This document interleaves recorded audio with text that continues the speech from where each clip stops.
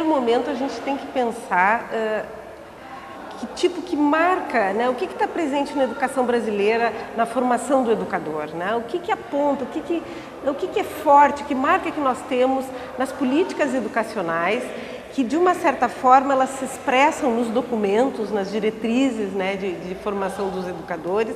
Está muito presente a ideia de especialização, né? A ideia de competência, de habilidades, né? Uma visão muito técnica. Me parece que nós temos que, num primeiro momento, pensar no sentido mais amplo. Que tipo de formação a gente quer para o educador brasileiro, dentro de uma realidade de extrema desigualdade social, dentro de uma realidade de déficit, né, de participação dos sujeitos, né, na vida pública, na sociedade. Então, essa questão do pensar a educação mais amplamente, uma formação mais filosófica, né, política, ética, me parece que é um referencial importante para a gente utilizar um determinado fazer, uma determinada técnica. Eu entendo que a formação de professores hoje passa por um momento muito difícil.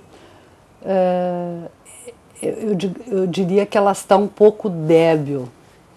E por que isso? Porque a educação depende de uma relação com o mundo social. E existe pouca valorização desse trabalho. Então, não existe um clima, no meu entendimento, de valorização cultural como eu consideraria relevante, para que se criem as condições da discussão, de uma formação mais adensada. Entendemos que em relação a, por exemplo, a qualidade educacional, ela não passa só pela formação do professor. É necessário que exista valorização profissional. O professor precisa se sentir valorizado. E para isso é preciso investimento. O Estado, por exemplo, precisa parar de entender de que os recursos para a educação são gastos, são despesas. Não são gastos, é investimento. O Estado deve contribuir na formação de professores através das formações continuadas, porque a atualização dos professores, o aperfeiçoamento profissional dos professores, ou o conhecimento do professor, de qualquer profissional, ele não se encerra no momento que a pessoa cola grau ou no momento que a pessoa entra no mercado de trabalho.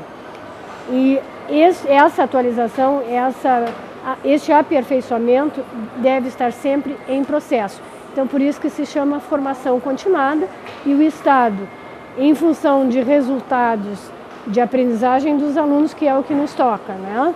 Aquém do esperado, ele tem dado muita ênfase nas formações continuadas dos professores. Entre tantas mudanças na educação e no perfil dos alunos, os professores se veem obrigados a repensar os seus métodos e os conteúdos de suas aulas. Em relação a isso, existem perguntas extremamente relevantes e que não têm uma resposta simples. Como saber o que é importante ensinar? O que de fato é útil e necessário ao estudante e ao futuro professor? O que vale a pena aprender é a visão de mundo dentro de uma concepção ampla, em que o aluno é o senhor do seu processo. Ele é orientado para construir o seu conhecimento. Isso é o que se deve ter em mente. Então, eu, professor, devo apresentar situações de aprendizagem que tenham significado para o meu aluno, porque só vale a pena ensinar aquilo que vale a pena o aluno aprender. E vale a pena aprender aquilo que tem significado para cada um deles, dos alunos. Nós só podemos saber o que é importante ensinar num diálogo com a sociedade, que nesse caso é representada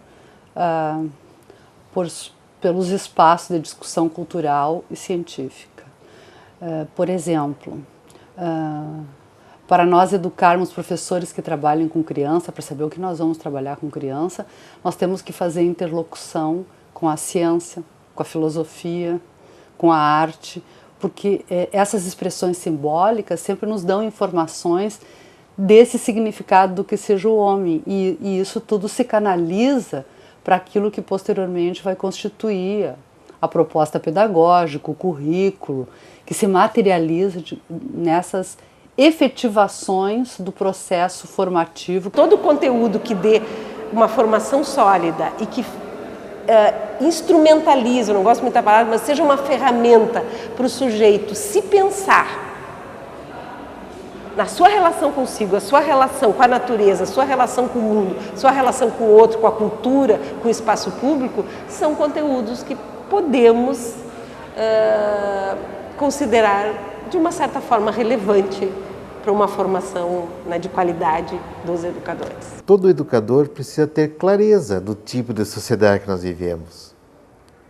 Ele precisa ter clareza da estrutura básica da nossa sociedade e, digamos, e ter a capacidade de construir um projeto pedagógico para as nossas escolas, onde as escolas sejam capazes de tirar os nossos alunos da inocência e da ingenuidade, de pensar que tudo o que acontece no mundo é obra do acaso, é obra da natureza, da força da natureza, que na verdade não é.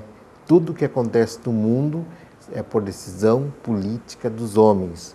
Se a fome existe, se o desemprego existe, se a violência existe, se, digamos, a natureza está sendo detonada, né?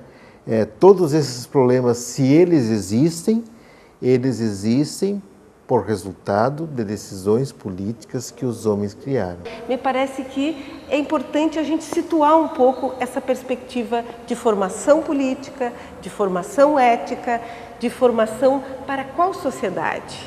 E para que sociedade a gente busca construir com esse sujeito a partir da formação desse educador? Como é que o educador pode incidir na vida dos sujeitos, não só individualmente na formação de determinados profissionais, especialistas, mas como ele pode contribuir para formar cidadãs e cidadãos responsáveis pelo mundo?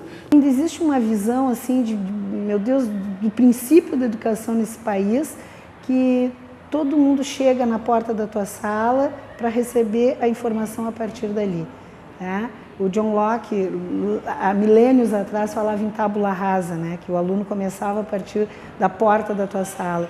Essa concepção ela precisa ser reprogramada e urgentemente. É por isso que a gente acaba ouvindo dos alunos aquela coisa assim, qual é o lugar mais chato do mundo? E não é a escola, porque a cantina é legal, o pátio é legal, o corredor é legal, chato é a sala de aula. Na verdade,